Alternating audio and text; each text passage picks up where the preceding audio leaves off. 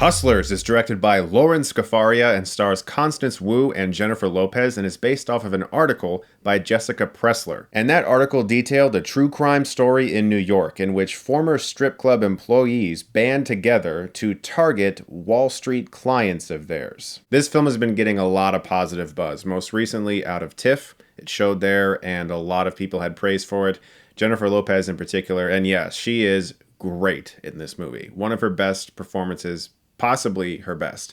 She has a jaw-dropping opening scene. It's a very physically demanding role, but it's also a challenging role in that she has to appear effortlessly in control, despite portraying a character that many people will look down upon. But this character is extremely smart and very savvy from a business perspective, and knows how to make hundreds of thousands of dollars, barely lifting a finger. And so you kind of have to sit back and respect that, even if they're committing crimes. I read the entire article by Jessica Pressler after seeing the film, and it's a fascinating read. The film does stay pretty true to that article, even though Jessica admits while writing the article that her main subject, known as Rosie, doesn't always tell the truth.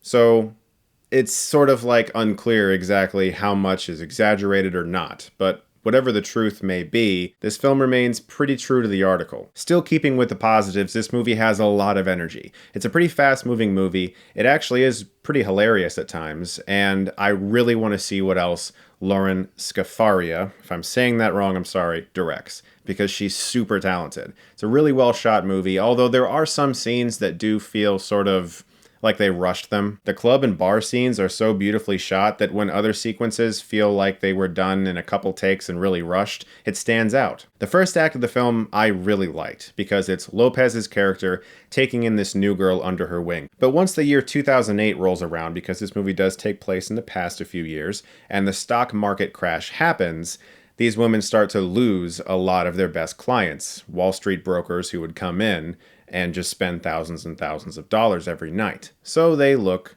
to make money in other ways.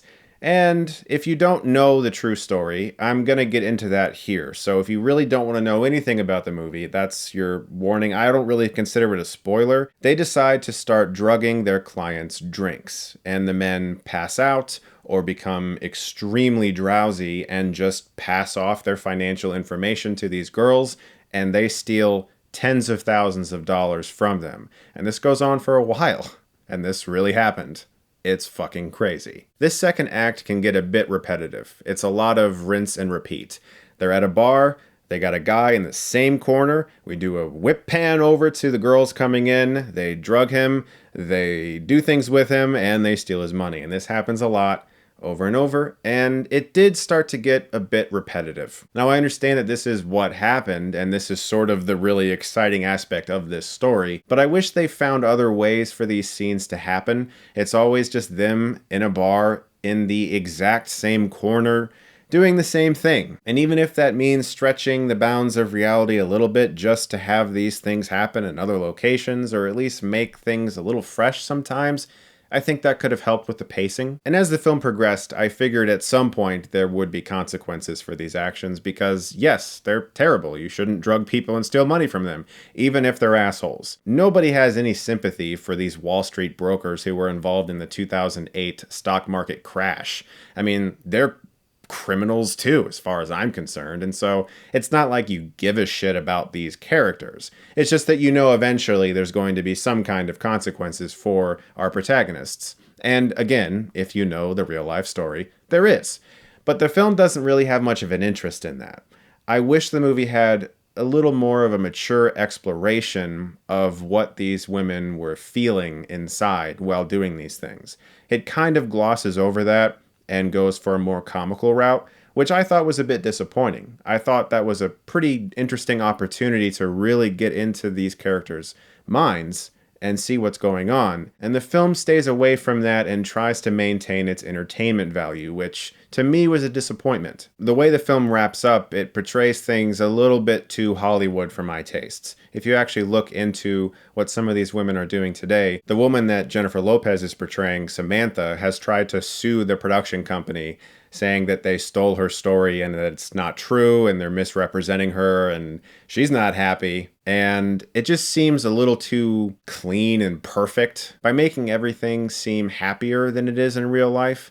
I think that was a bit of a missed opportunity, but still, Jennifer Lopez is really damn good in this movie. I've been hearing a lot of buzz about her, and she didn't disappoint at all. Most of the cast is pretty good too, although a lot of them are just playing sort of exaggerated versions of their real life personas, like Cardi B, for instance. And there's a cameo in this movie that I thought was really out of place too, that didn't have any basis in the original article to my remembrance, and it just sort of felt like Jennifer Lopez called in a favor from a friend. So this movie could have been great. I'm gonna give Hustlers a C+. Guys, thank you so much as always for watching. Look forward to more reviews very soon. And if you like this, you can click right here and get Stuckmanized.